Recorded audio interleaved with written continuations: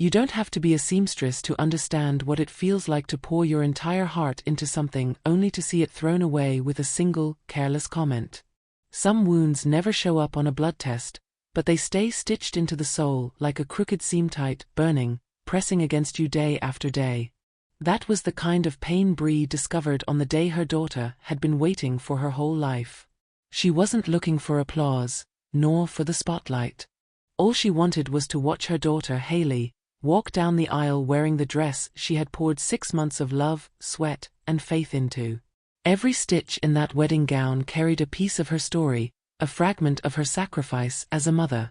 But it only took one whispered phrase spoken in the corner, with a lowered voice and disguised shame for her entire world to collapse if Mom asks, "Just say it doesn't fit." Maybe you've lived through something like this yourself. That moment when you give everything, heart wide open, and the other person doesn't even notice. Or worse, they notice, but choose to dismiss it. In this story, the rejected wedding dress becomes so much more than fabric.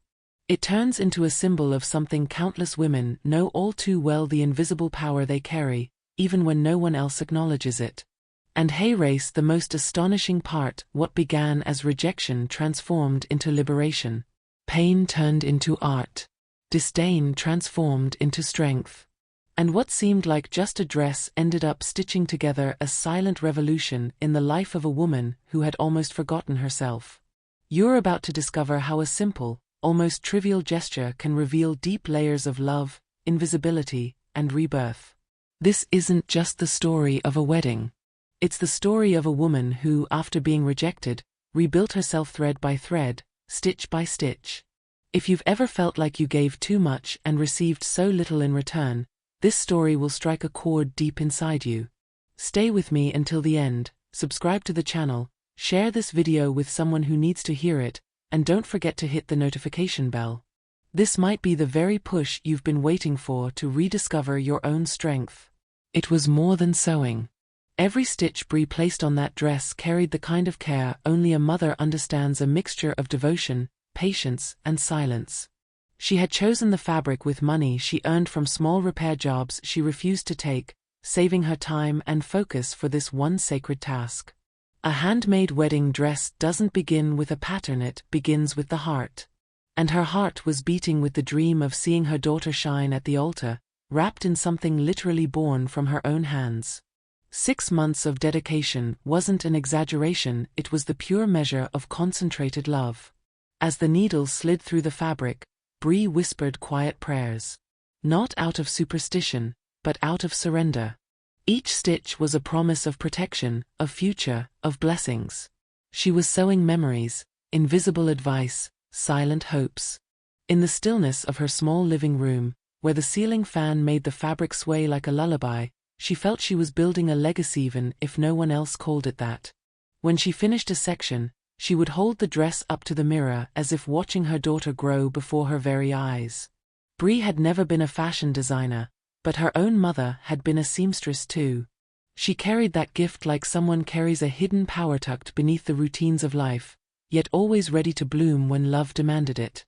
And now, love was demanding everything. Sacrifices had been made, she gave up outings, put her own health aside, lost nights of rest. But it was all for one day. One single moment when Hailey would look at her and finally understand everything. Month by month, the dress gained new details. A discreet embroidery, initials hidden in the lining. A thread of gold, almost invisible, telling the story of the women who came before them. It was their secret. Bree didn't want applause, she just wanted her daughter to feel her embrace through the fabric. When she showed Hailey her progress, her daughter's eyes sparkled, but there was something distant. As if she were politely interested, but not truly moved. Even so, Bree persisted. Every morning began with coffee, a prayer, and the rhythm of the needle. It became a ritual. Friends would ask her why she was putting so much effort into a dress when her daughter could easily buy one. Bree would only smile. It wasn't about money. It was about meaning. Dresses can be bought. Legacy cannot. And she wanted to leave one behind. She wanted Hailey to walk down that aisle carrying the strength of all the women who had come before her. When she finally tied the last stitch, Bree cried. Not out of sadness, but out of relief, accomplishment, and maybe even a little fear. She knew it was more than a dress. It was an emotional testament. She folded it carefully with trembling hands, lined the box with satin, and tied it with a ribbon made from the same fabric as her own wedding dress from decades earlier. A symbolic touch, but filled with history. Now all that was left was the moment, the reaction. Bree dreamed of Haley opening the box, her eyes filling with tears, rushing to embrace her like she did when she was just a little girl. That was the image Bree carried in her sleepless nights. She imagined their connection finally becoming unbreakable. But deep down, something in her heart whispered her daughter was being pulled by another tied one she could no longer reach. Even with her intuition screaming softly, Bree chose to believe. Because that's what mothers do. They believe. Even when the world shows them otherwise, even when their children no longer ask how their day went. The dress was ready. And with it, so was her heart. Everything that came afterward was hope, tied neatly with a satin ribbon. The day arrived like a scene from a movie. Not one of those simple happy-ending movies, but the kind that mixes beauty with tension in every frame. The morning was cloudy, yet the hotel where the wedding would take place glittered with opulence. Mia, the mother-in-law, had insisted on reserving the most expensive venue in the city. It wasn't a gift, it was a declaration of power. The lobby smelled of imported flowers and vanity. Every detail screamed luxury, but suffocated the essence. The atmosphere felt artificial, and Bree sensed it the moment she stepped inside. She arrived with the dress carefully wrapped, holding it as if it were a relic. The hotel staff greeted her with polite smiles, and soon a receptionist escorted her upstairs to the bridal suite. Up there, the scene was completely different. Photographers, makeup artists, stylists, everyone moving frantically. And Haley? Sitting in front of the mirror, beautiful and distant. A modern princess surrounded by courtiers, yet with eyes that seemed lost. Bree hesitated before stepping inside. This wasn't the daughter she knew.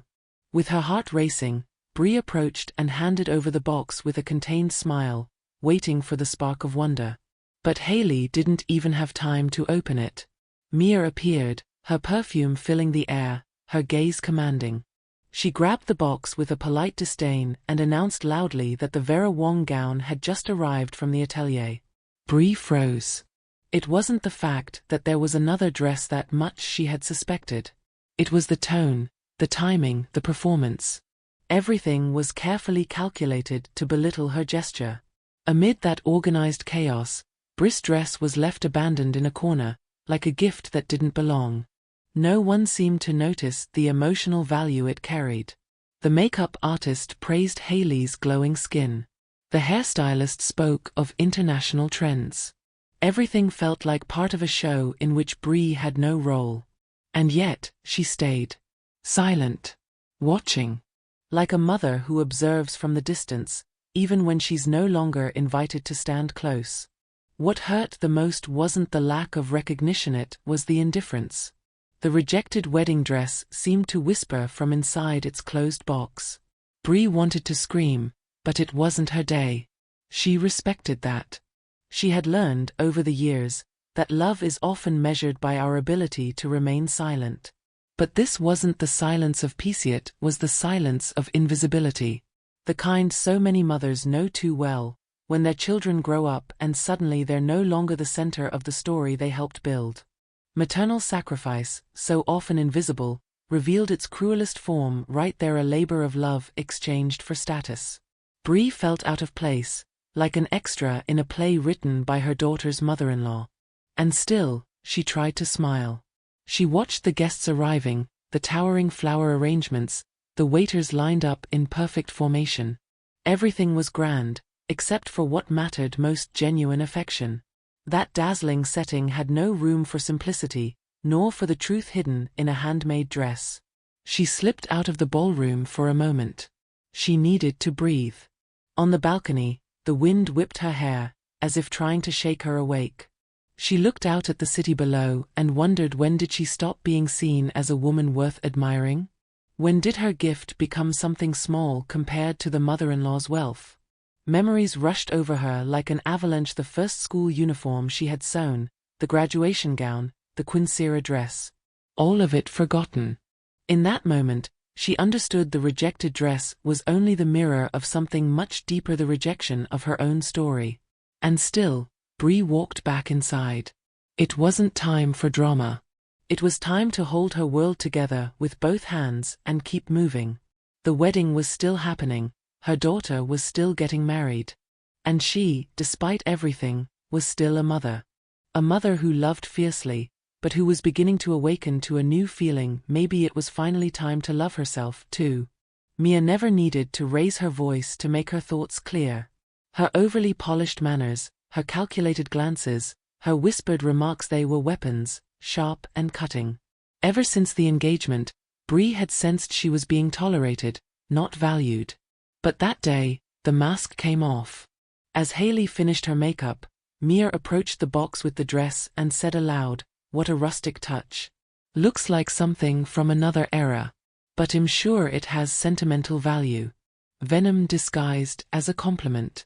The room froze for a heartbeat. Bree smiled without showing her teeth.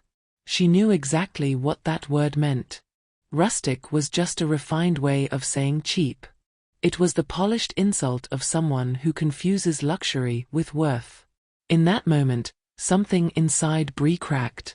Not out of wounded pride, but out of the raw sting of watching her sacrifice dismissed so openly. That pain cut deeper than 1,000 rejections.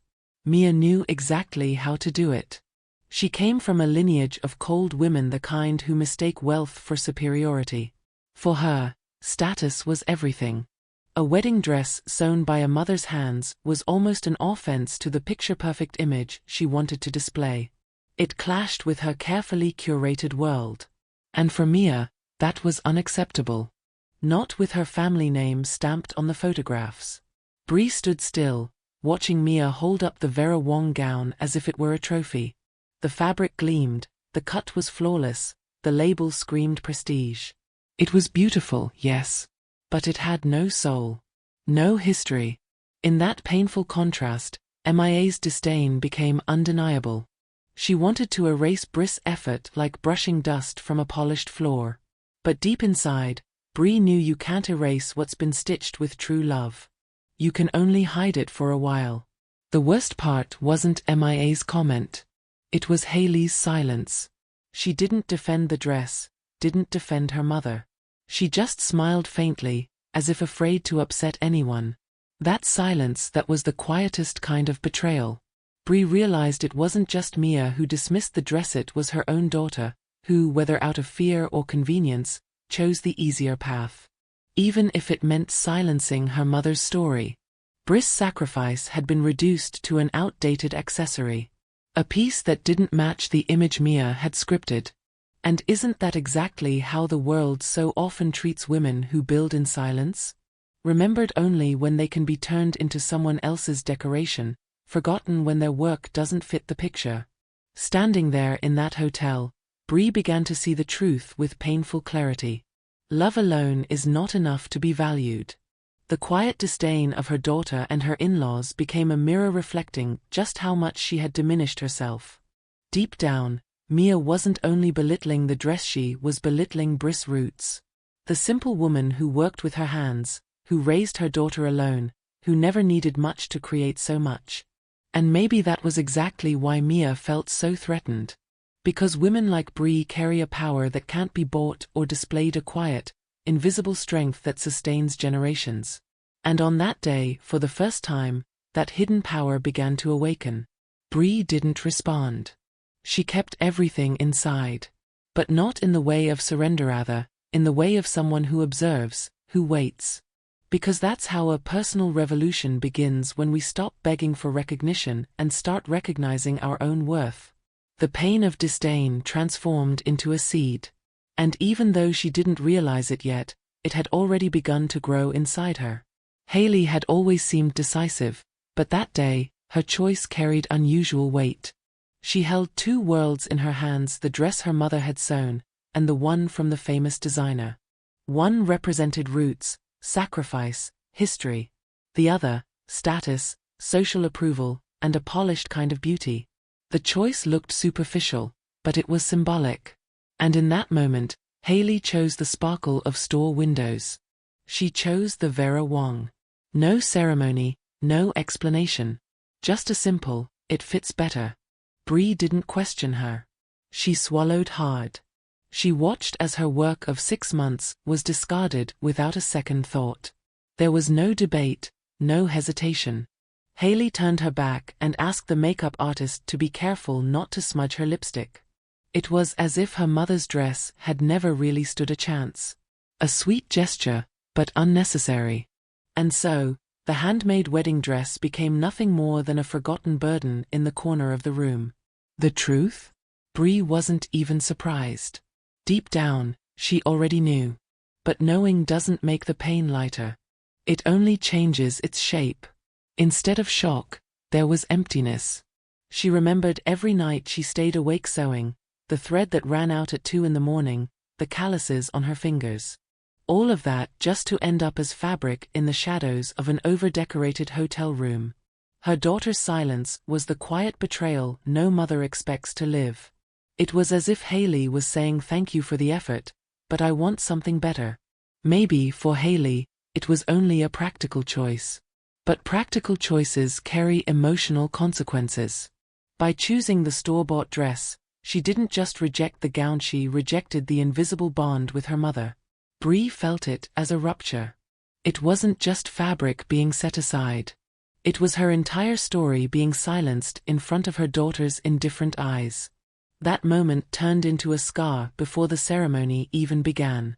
As camera flashes started going off in the ballroom next door, Bree stood still. She held the box as if there was still a chance. Maybe a last-minute change of heart. Maybe a gesture of affection. But it never came. Haley was already being dressed, photographed, admired.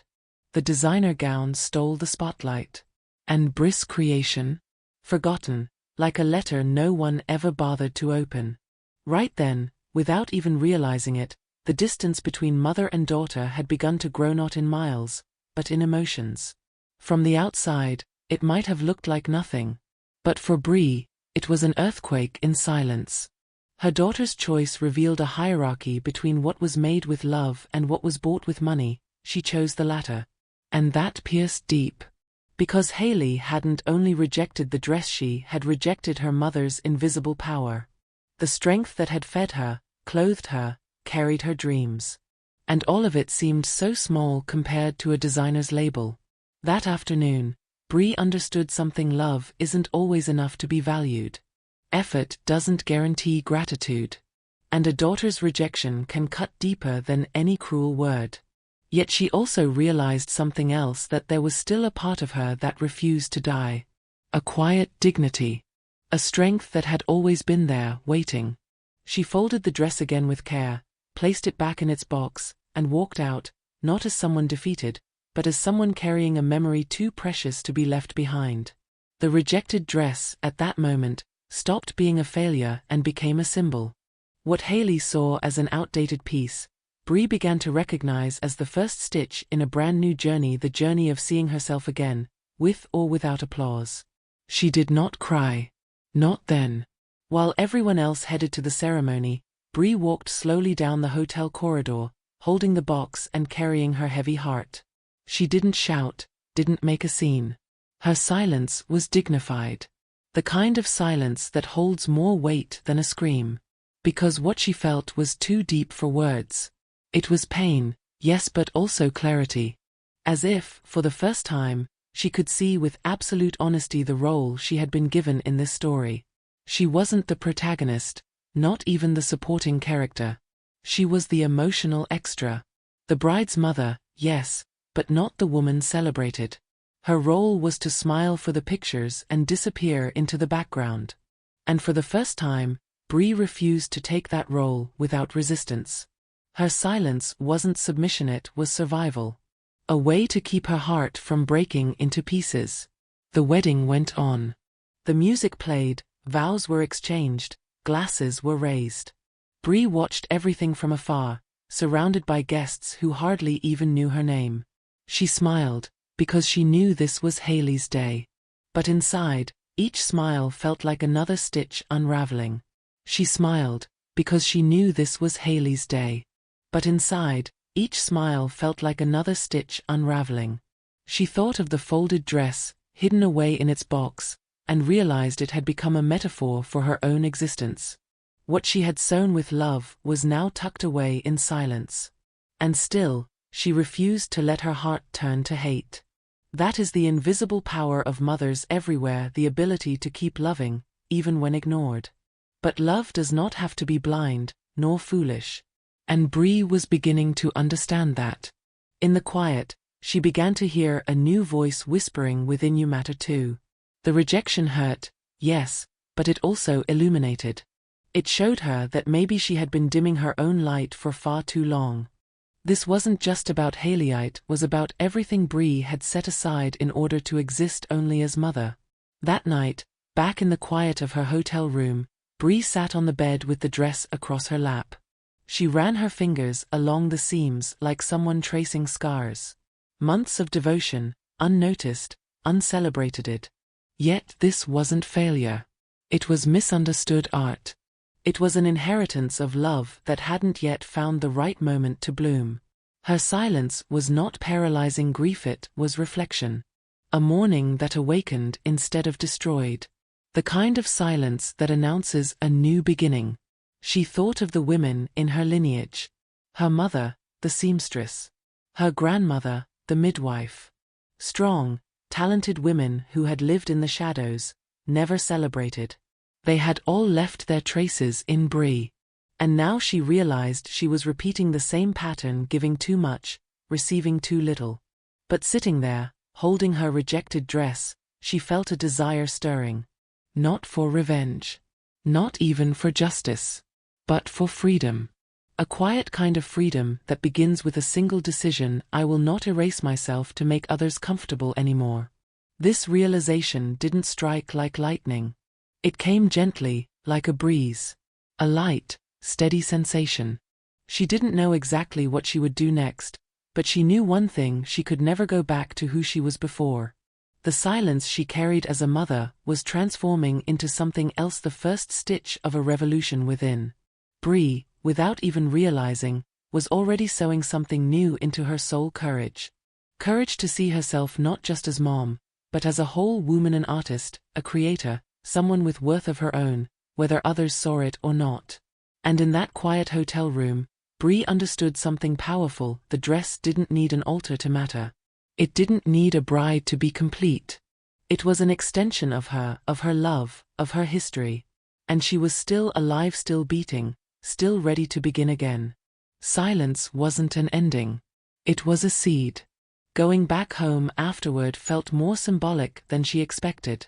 The front door creaked as always, the smell of old coffee lingered in the air, but Bree was no longer the same woman who had left. She walked in slowly, carrying the box like she was bringing home an unfinished story.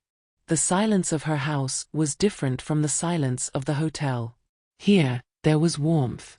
Here, there was space for her to exist without judgment, where every corner held memories luxury could never buy. She placed the box on the kitchen table, right beside her old sewing machine. That faithful machine had stitched school uniforms, Halloween costumes, curtains, pillowcases, and now, it carried the echo of a rejected wedding dress. Bree sat down, laid her hands on the wooden table, and breathed deeply. For the first time in days, she didn't feel small. Inside this modest home, she was everything: provider, creator, artist. And the dress wasn't a failure. It was art. She opened the box carefully, as if retelling a story. She lifted the gown and hung it on the wardrobe door, letting the morning light pass through the fabric. And that's when she saw it: not the rejection, but the beauty. The delicate details, the softness of the embroidery, the hidden initials stitched like whispers of ancestry. It was a masterpiece, not a mistake. For the first time, she looked at the dress with new eyes, and understood that its value didn't depend on walking down an aisle. It had already fulfilled its purpose to reveal what had long been hidden inside her. Her house, once just a routine space, now felt like a creative studio. Every corner told a piece of her journey. The shelves stacked with scraps of fabric became living memories. The threads and needles became tools of rebirth. Bree walked through the rooms as if revisiting an older version of herself, and she realized there was still so much of her waiting to be reawakened. It wasn't too late. Rejection wasn't the end. It was the turning point. With a notebook in her hand, she began sketching. Ideas flowed like waves. Not to please anyone. Not to seek approval. But to express. She had spent her whole life sewing to serve others. Now she wanted to sew to create. To turn pain into design, silence into shape, rejection into revolution. The rejected wedding dress no longer stood for loss, it became inspiration. A new way of looking at the gown gave her a new way of looking at herself. And in that quiet homecoming, Bree felt the first spark of what was to come. There was no audience, no applause, no flood of compliments. But there was truth. And that, she realized, was more precious than any social approval. Her home, once just the background of daily chores, became an incubator of ideas. Every scrap of fabric became possibility. And she, for the first time in years, felt alive. The pain was still there, yes, but now it came mixed with excitement. Bittersweet, like strong coffee with raw sugar. Bree understood she didn't have to erase her past to write a new chapter. She could honor where she came from and still reinvent herself. This was the beginning of a new narrative. And the best part? It was one she would write herself stitch by stitch without needing anyone's permission. Home was no longer just a refuge, it was a stage. And she, at last, allowed herself to be more than a mother. More than support. More than a seamstress. She was an author. Of dresses. Of memories. Of the future. And there, alone, standing before a rejected gown, Bree placed the first stitch of a brand new story. Gloria appeared the way great turning points often do by chance. She was the daughter of an old neighborhood friend, a young stylist researching handwork and traditional techniques. She stopped by Briss' house to pick up an old sewing pattern, a curious legacy from her grandmother. But what she found was far more than she expected. The moment she stepped into the room and saw the dress hanging there, she froze. "Who made this?" she asked, eyes wide. And Bree, her voice low, replied, "I did." The silence that followed wasn't like the others. It wasn't silence of disdain, but of reverence. Gloria walked toward the dress as if approaching a relic. She touched the fabric, studied the details, turned it carefully in her hands. "This isn't just beautiful. This is art," she said, almost offended that no one had worn it. For Bree, those words were like water on dry soil. After so many indifferent looks and cold comments, finally someone saw what she had always seen: value. Gloria's immediate recognition had an impact Bree didn't even realize she needed. It was as if someone had switched on the lights in a room she had been living in darkness, for years. Gloria began asking technical questions, praising the fabric choices, the invisible seams, the symmetry. "Did you study fashion?" she asked. Bree chuckled softly. "My school was my mother's iron and sewing machine." And then, they both laughed, a perfect rhyme between generations. What began as a compliment grew into admiration. Gloria asked to photograph the dress, saying she wanted to show it to a friend who taught at a design school. Bree was hesitant at first, shy, but something inside her whispered, "Let it go." For the first time, she wasn't afraid to share. The dress that once symbolized rejection was now becoming a bridge toward something new. She let herself believe maybe there was still space for her in the world, a space where she didn't have to shrink to fit. Days later, Gloria returned, eyes shining. "Bree, your piece was adored by the entire class. They wanted to know where it was bought." The seamstress shrugged, trying to hide her smile. But inside, her heart was dancing. The very dress that had been scorned was now awakening interest from people who lived and breathed fashion. External validation wasn't everything, but it helped heal wounds that had been festering for far too long. A new bond was born. Gloria didn't see Brie as just an experienced seamstress, she saw her as a raw artist, a source of knowledge the industry had ignored out of prejudice. Their conversations deepened, ideas flowed, until Gloria finally proposed something bold: what if we created something together? Brie was stunned. No one had ever spoken to her as an equal, as a creative partner. The words shook something that had been buried, the creative woman she had locked away beneath the weight of motherhood. The beauty of that meeting was in its lack of hierarchy. Gloria didn't want to teach, she wanted to learn. She didn't want to lead, she wanted to walk side by side. And that made all the difference. Brie didn't feel used or tested. She felt valued. That unexpected recognition became fuel. For the first time, she considered stepping out of the shadows, not to shine alone, but to share her light with other invisible women too. And it all began with one rejected wedding dress, hanging quietly on a closet door. An unlikely encounter between a young stylist and a mother seamstress planted the seed of something that would change both of their lives. The world outside remained the same. But inside Brie, everything had already shifted. Ella had always been the most curious niece in the family. A teenager with a bold personality, full of attitude, yet carrying a soft spot for Brie. On weekends, she loved digging through her aunt's boxes of fabric, trying on old clothes, inventing runway shows in the living room. It was during one of these playful moments that the rejected gown resurfaced. Ella walked into Brie's room, saw the dress hanging there, and asked, "Can I try it on?" Her aunt hesitated, then nodded. It was just a game, or so she thought. What happened next was almost magical. The moment Ella slipped into the dress, she transformed. It wasn't just that it fit her young, slim frame perfectly. It was the way she looked at herself in the mirror. For the first time, Brie saw the gown being inhabited with authenticity. Ella twirled, posed, laughed. But behind the playfulness, there was wonder. "Auntie, this is too beautiful. How could anyone not wear this at the altar?" The words pierced Brie's heart with sweetness. That spontaneous reaction, unfiltered, uncalculated, was the first real applause the dress had ever received. It didn't come from a critic.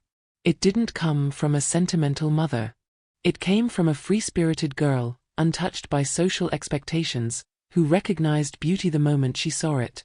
And in that instant, the dress stopped being a sad memory and became a symbol of something far greater, the rebirth of a legacy. Ella snapped a selfie wearing the gown and posted it online. "My aunt is a genius. Who needs a label when you've got talent in the family?" It was just an innocent caption, but the impact was immediate. Likes skyrocketed, comments flooded in. People asking where to buy, if she took commissions, if they could book an appointment. Brie could hardly believe it. That simple, honest image had done what no luxury wedding could do. It had connected. The viral wave grew naturally. A handmade dress, with a real story, worn by a young woman with spirit and truth. It was the opposite of polished marketing. It was soul. And soul goes viral. Messages poured, Instalists curious, influencers interested, women longing for gowns with meaning. At first Brie was overwhelmed, unsure. But Gloria appeared again with a steady hand. "Let's organize this. You have something the world desperately needs to see." The most beautiful part was watching Ella become the spokesperson for her aunt's talent. She recorded videos, telling the story of the dress, showing the hidden details, celebrating the craft. And the audience fell in love. Because it was authentic, it was familial, it was powerful. For Ella, it was more than dress-up, it was awakening. She began to understand the weight of heritage, the importance of love stitched into what we wear. And for Brie, watching it unfold, she felt something she hadn't in years: pride in herself. That girl who once played with scraps of fabric now wore a gown that touched thousands of hearts. And in that, Brie realized her work was never small. The invisible power she had carried for decades was finally gaining shape, color, and a name. Ella became the symbol of a new cycle, a younger generation honoring the talent the adult world had ignored. And that was more revolutionary than any Paris runway. The rejected dress, once scorned, came alive again on Ella's body. And with it, Bree was reborn too. Not with pomp, but with truth. A late rebirth, yes, but absolutely necessary. Bree's phone buzzed constantly. Notifications, messages, inquiries she could hardly keep up. She wasn't digital, had never imagined herself as an entrepreneur, let alone an online seller. And yet, here she was, flooded with requests from women asking for a dress like the one Ella posted. At first, she answered timidly, almost apologetically. But the truth was, these women didn't want perfection. They wanted what only she could offer: authenticity stitched with soul. It was Gloria, ever practical and visionary, who suggested, let's turn this into a brand. You have everything: history, talent, uniqueness. Bree laughed nervously. A brand? I barely know how to use this phone. But deep down, a flame had been lit. They started small. Together they created an Instagram profile called Threadwork, a name Gloria chose, meaning both work of threads and evoking memory, connection, continuity. And all of that lived in Bree's hands, even if she didn't see herself as an entrepreneur yet. The first official post was the rejected wedding dress, now photographed by Gloria in natural light, every detail highlighted, with a powerful caption: every stitch carries a story. This dress was ignored by a daughter, but recognized by thousands of women. And now, it can be yours too. The post went viral in less than a day. Orders started pouring in from all over the country. Women wanted gowns for weddings, graduations, commemorations, each one infused with meaning. And they wanted them from her. The transformation unfolding before Bree's eyes was breathtaking. Her humble home became an atelier. Fear turned into excitement. Maternal sacrifice finally found its echo, not out of pity, but out of power. Each new order was another piece of her identity stitched back together. What had once been invisible talent was now tangible, celebrated, and yes, even profitable. But most importantly, it was free. No rules, no impositions. Only what her heart commanded. Threadwork grew fast, but with purpose. It wasn't about mass production. It was about depth. Each gown came with a handwritten note from Bree: wear your story with pride. Or your body deserves to be embraced by love and memory. It wasn't marketing, it was affection. And it touched her clients in a way no ad campaign could. They cried when they received their orders, sent videos of joy, wrote long letters. Sewing became healing. And Bree, without meaning to, became a reference. Gloria handled the strategy, the scheduling, the media. But she always reminded her: the spotlight is yours, Bree. I'm just here holding the lantern.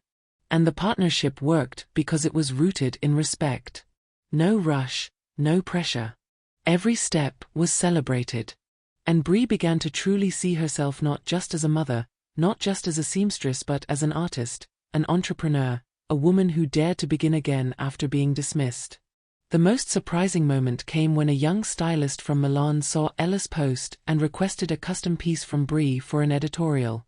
It wasn't about the label, it was about the truth. That marked a turning point. The rejected dress had crossed borders.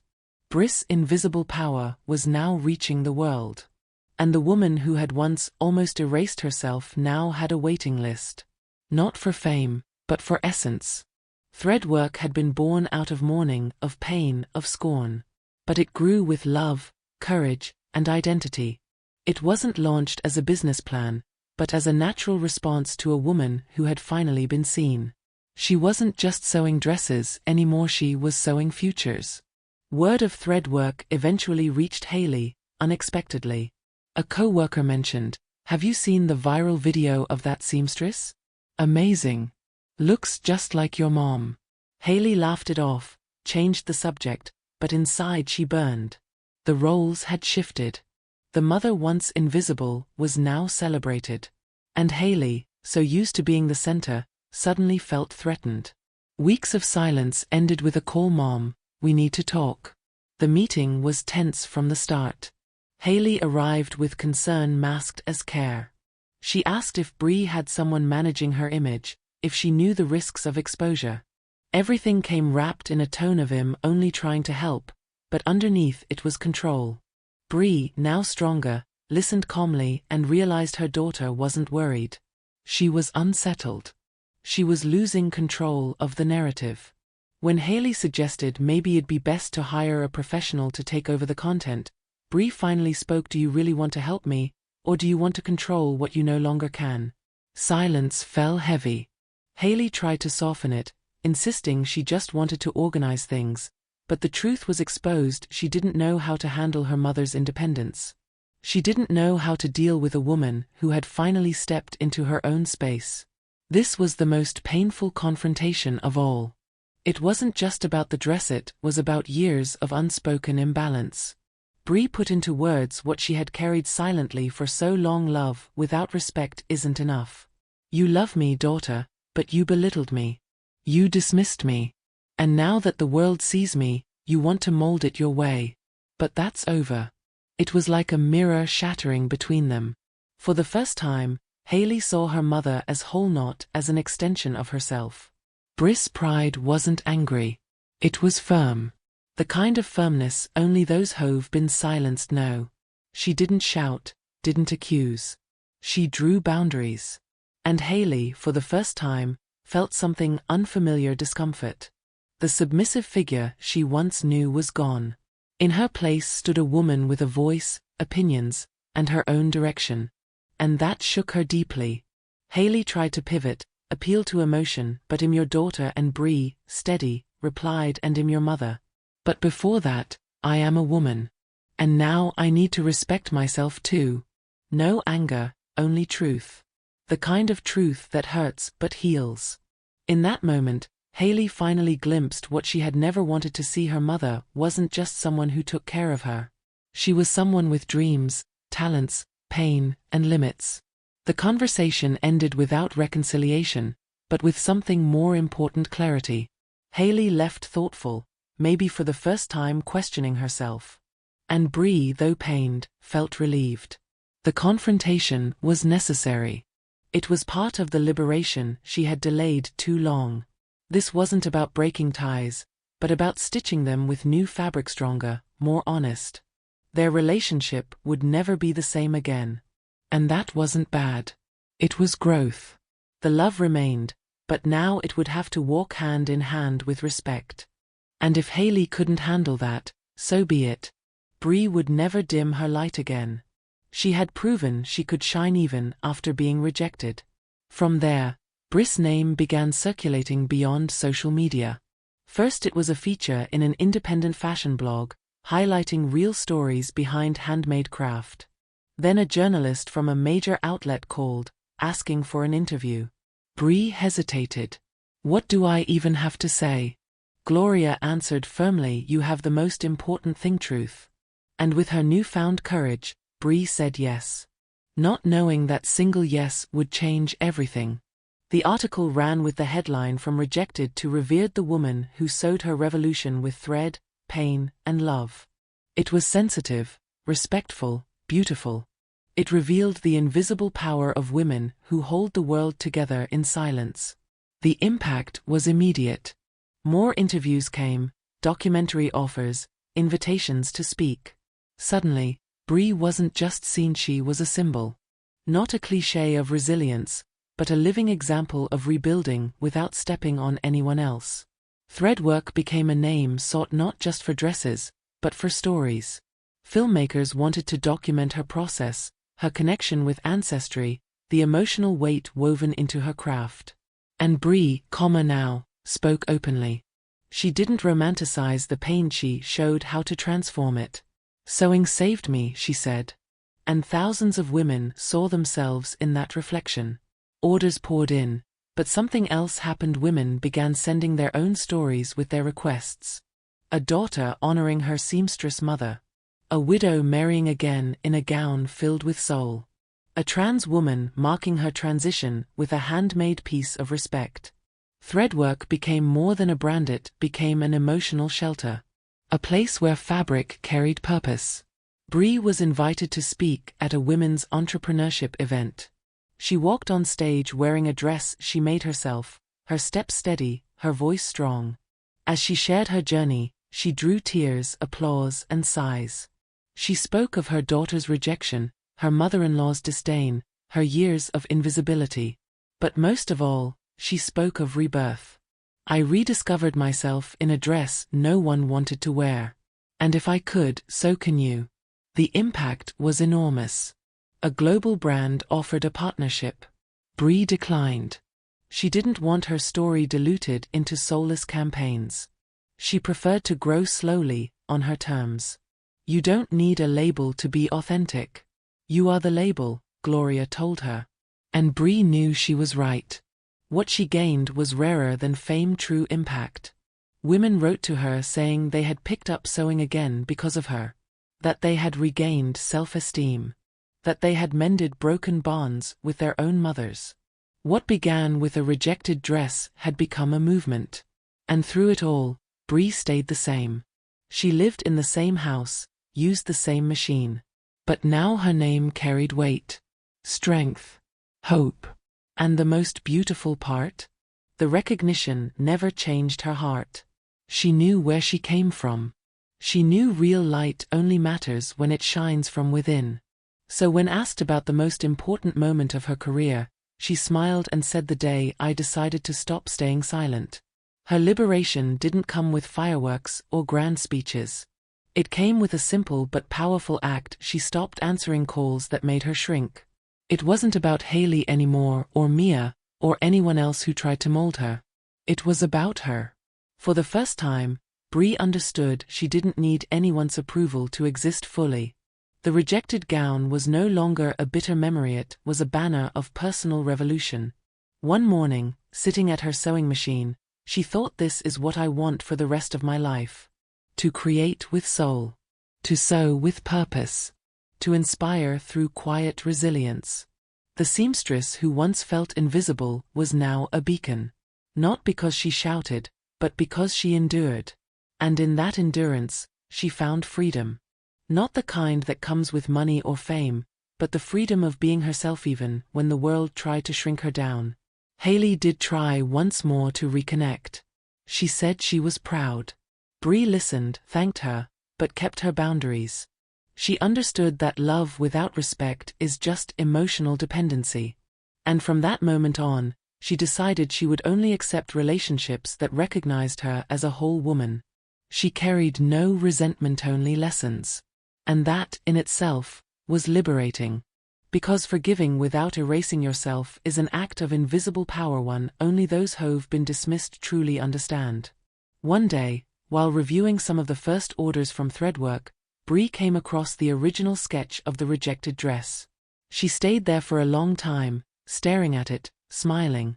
That dress had never made it down the aisle, but it had made it into history.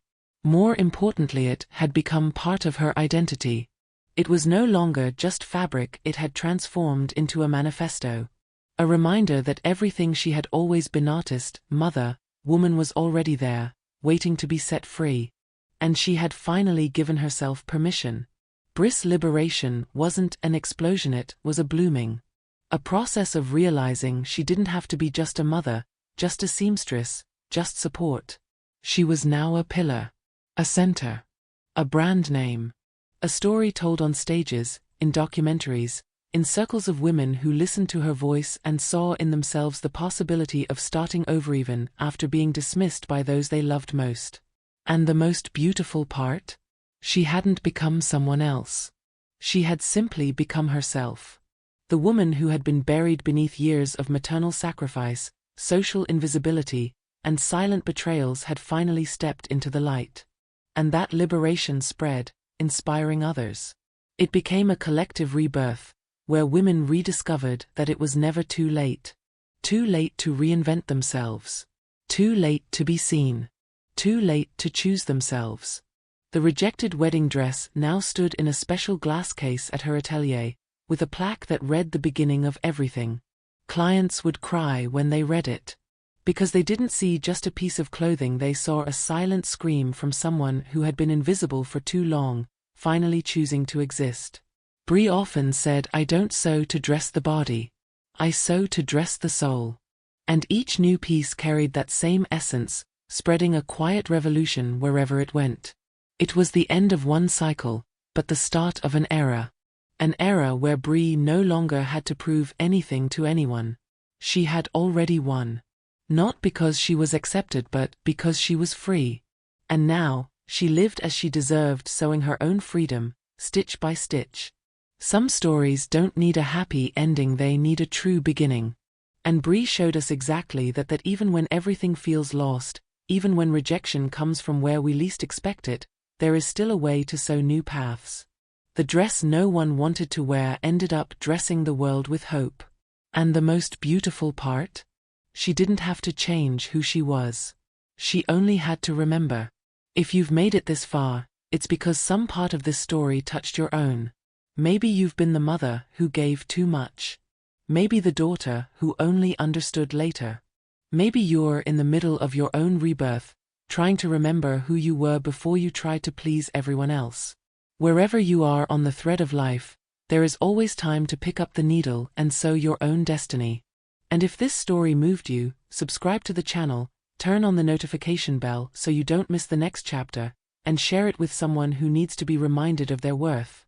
Sometimes, a story like this is the very push someone needs to break free from silence. Because deep down, all of us have been invisible at some point.